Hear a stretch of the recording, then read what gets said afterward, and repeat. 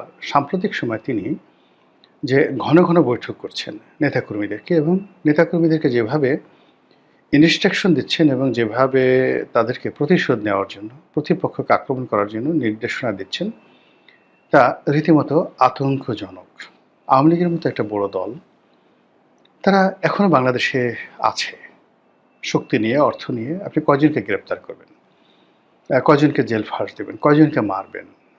এদের একটা যে বিরাট শক্তি, আপনি চিন্তা করুন যে 18 কোটি মানুষের মধ্যে যদি 35% লোক আওয়ামী লীগ করে, তাহলে তো প্রায় 6.5 কোটি মানুষ। তো 6.5 কোটি মানুষের যে একটা জনারণ্য, এটি পৃথিবীর অনেক বড় বড় দেশের চাইতেও বড়। এই জনারণ্যের কয়জনকে আপনি গ্রেপ্তার করবেন? 1 লাখ? 1 লাখ লোক তো ধারণ করতে পারবে না জেলখানাতে। 6 কোটি বা 6.5 কোটি মানুষের মধ্যে আপনি কয়জনকে দেশের বাইরে পাঠাবেন? 10,000? 10,000-এর বেশি লোক পালায়নি, দেশের বাইরে 10,000ও যায়নি।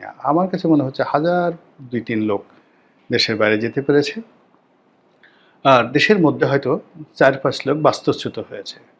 পটুয়াখালীর লোক কুড়িগ্রাম গিয়েছে, কুড়িগ্রামের লোক ঢাকা এসেছে, ঢাকার লোক খুলনাতে গিয়েছে। এইভাবে লাখ পাঁচের লোক বাস্তুচ্যুত হয়েছে, কিন্তু কমিউনিকেশনের কারণে তারা ওই এলাকা থেকে আরও ভয়ঙ্কর হয়ে পড়েছে। যেমন ধরুন, একজন নেতা, পটুয়াখালীর একজন নেতা, ফরিদপুরের একজন নেতা, তিনি তো মূলত উপজেলা চেয়ারম্যান বা নেতা, তিনি বান্দরবনে চলে গেলেন বা কুড়িগ্রামে চলে গেলেন, নীলফামারীতে চলে গেলেন। তিনি সেখানে খুঁজে খুঁজে ওখানকার আওয়ামী লীগের যারা নিরীহ নেতা তাদেরকে তিনি সংগঠিত করবেন এবং তাদের মধ্যে মিশে যাবেন, তাদের আত্মীয় রূপে, এবং তাদেরকে ভরসা দেবেন, টাকা থাকলে টাকা দেবেন এবং তাদেরকে দিয়ে যে কোনো একটি রাজনৈতিক কর্মকাণ্ড ঘটাবেন। এই যে গেরিলা প্রকৃতির যে কর্মকাণ্ড, এটা শিখিয়ে দিতে হয় না, এটা স্বয়ংক্রিয়ভাবে চলতে থাকে। নেতা না হুকুম দিলেও কিন্তু এই কাজগুলো চলতে থাকে এবং এভাবে পৃথিবীর বহু বহু বিপ্লব সংগঠিত হয়েছে। লেনিন, ইলিশ ভ্লাদিমির লেনিন, তিনি তো বহু বছর বিদেশে ছিলেন, রাশিয়াতে ছিলেন না, কিন্তু বিদেশে থেকে ওই যুগে তিনি রাশিয়ার সেই বলশেবিক বিপ্লব, এটিকে তিনি নেতৃত্ব দিয়েছিলেন। আবার আয়াতুল্লাহ খামেনি, তখন তার যাকে বলা হয় ফেসবুক, টুইটার কোনো কিছু ছিল না। এমনকি টেলিফোনে ফ্রান্স থেকে সরাসরি ইরানে কথা বলার কোনো সুযোগ ছিল না, কিন্তু তিনি ইরানের মতো একটা বড় বিপ্লব ঘটিয়ে দিলেন, যা কিনা এখনও ইরান এমন একটা শক্তি হয়ে গেছে, সারা দুনিয়াকে তারা নিয়ন্ত্রণ করছে। বলতে গেলে ভয় দেখাচ্ছে, বন্ধুত্বের আবরণে ডাকছে, রাশিয়া ভারতকে তারা একত্র করে ফেলেছে, আমেরিকা ইউরোপকে তারা ভয় দেখাচ্ছে। তো সব মিলিয়ে যে মানুষটির কারণে এই বিপ্লব সংগঠিত হয়েছিলেন, তিনি কিন্তু প্রবাসে ছিলেন। তো অতীতের যদি আপনি এই ধরনের সফল বিপ্লব, ফিরে আসা, রাষ্ট্র পরিবর্তন করা, সরকার পরিবর্তন করা, এই জিনিসগুলো দেখেন, সে তুলনায় বর্তমান জামানাতে এই কর্মগুলো করা অনেকটা সহজ। আগে যেখানে 10 মাস লাগতো, এখন সেটা 10 দিনে সম্ভব। আগে যেখানে 10 বছর লাগতো, এখন সেটা বলতে গেলে 1 মাসের মধ্যে সম্ভব, টেকনোলজির কারণে। নচেত যে আওয়ামী লীগ গত 1 বছর আগে ক্ষমতাচ্যুত হয়েছে এবং যেভাবে ক্ষমতাচ্যুত হয়েছে এবং যেভাবে শেখ হাসিনা দেশের বাইরে চলে গেছেন, আমার তো মনে হয় যে 70-এর দশকে হলে, 80-র দশকে হলে, 10 বছরের আগে তো কথাই বলা যেত না, নামই উচ্চারণ করা যেত না। আপনি 75-এর 15ই আগস্টের পরে 3-4 বছরের মধ্যে তো আওয়ামী লীগের সরেয়া উচ্চারণ করাই যায়নি। আওয়ামী লীগের লোকজনকে গ্রামে যে কী দুরবস্থার মধ্যে তাদের কাটাতে হয়েছে 75, 76, 77 সনে। আমি একটা আওয়ামী প্রধান এলাকার বাসিন্দা, আমার স্পষ্ট মনে আছে, যেটা বলার মতো না। অনেকে জানাজা পড়াতে চাইতো না, যে আওয়ামী লীগের লোকজন তারা হিন্দু হয়ে গেছে, এদেরকে জানাজা পড়ানো যাবে না। আর এখন কি হচ্ছে, আওয়ামী লীগের লোকজন ঝটিকা মিছিল করছে, বাইরের মানুষ তালি দিচ্ছে। এখন সামাজিক মাধ্যমে শেখ হাসিনার পক্ষে স্লোগান হচ্ছে, লক্ষ লক্ষ মানুষ লাইক দিচ্ছে, কমেন্ট দিচ্ছে, শেয়ার দিচ্ছে, অথচ এই মানুষগুলো গত 1 বছর আগে আওয়ামী লীগের বিরোধী ছিল। যেটা বলছিলাম যে শেখ হাসিনার যে বক্তব্য প্রচার করেছে আমার দেশ, তার মাধ্যমে স্পষ্টত বোঝা যাচ্ছে যে শেখ হাসিনা খুব দ্রুত কিছু একটা করতে চাচ্ছেন। এর কারণ হলো তার বয়স এখন প্রায় 80 বছর। তিনি তার সীমাবদ্ধতা জানেন এবং তিনি জানেন যে এখন তাকে প্রতিটা সেকেন্ড কাউন্ট করতে হচ্ছে।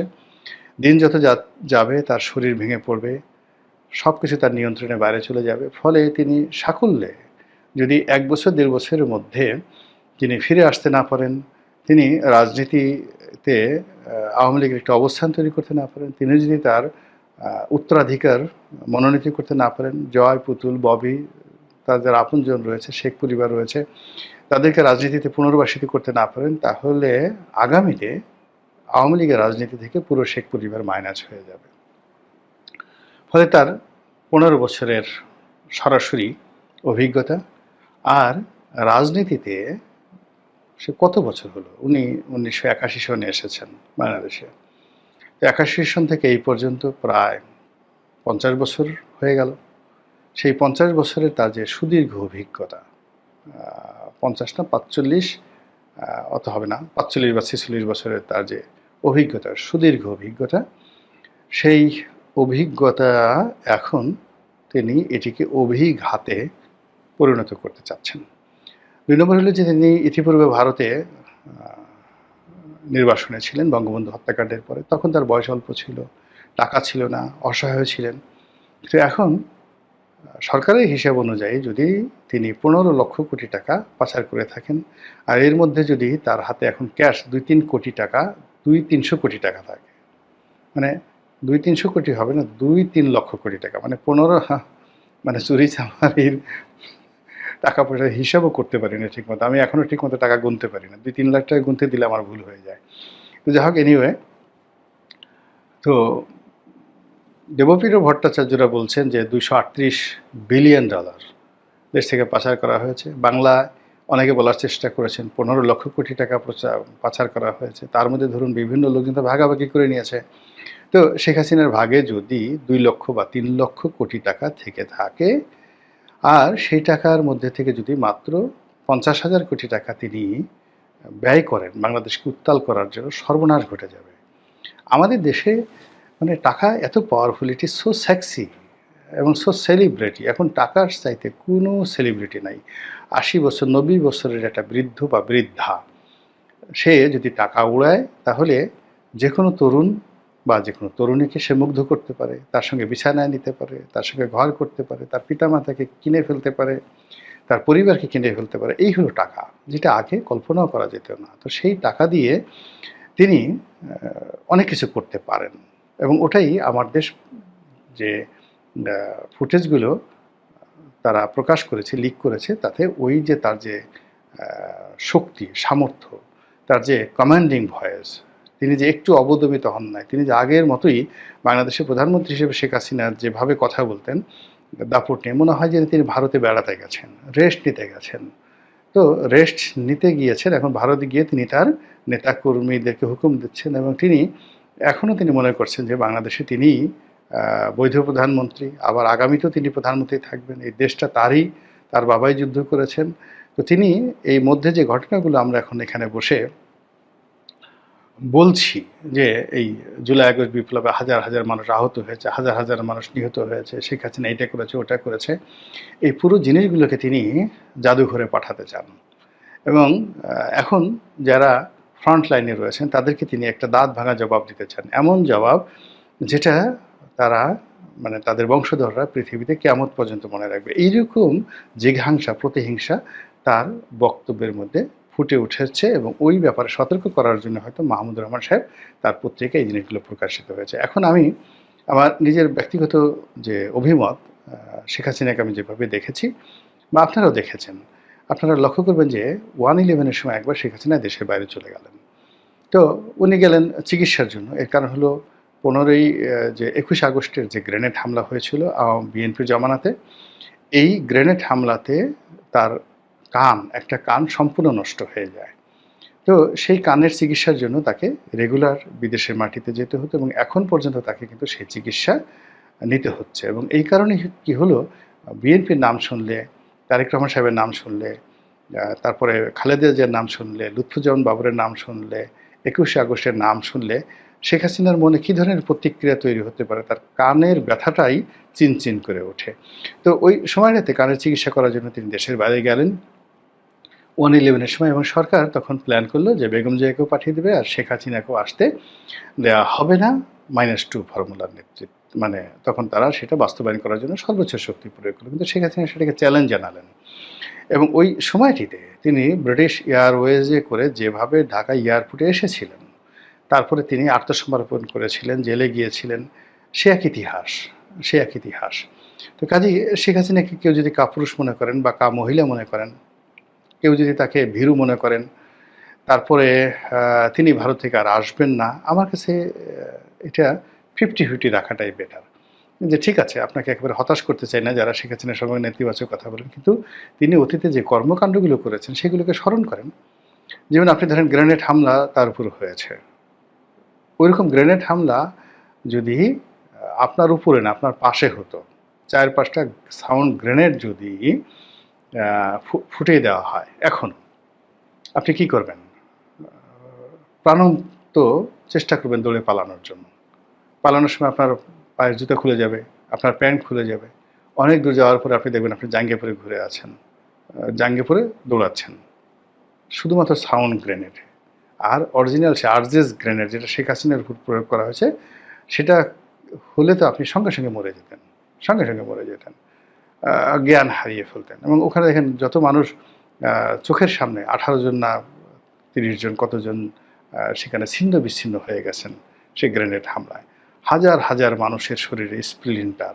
তো ওর মধ্যে শেখ হাসিনা একেবারে সুন্দরভাবে হেঁটে হেঁটে এসে তিনি গাড়িতে উঠলেন, আবার সেই গাড়িতে উঠে সেটার প্রতিবাদ জানানোর জন্য পার্লামেন্টে তিনি বক্তব্য দেওয়ার চেষ্টা করলেন, ক্যান্টনমেন্টে দেওয়ার চেষ্টা করলেন।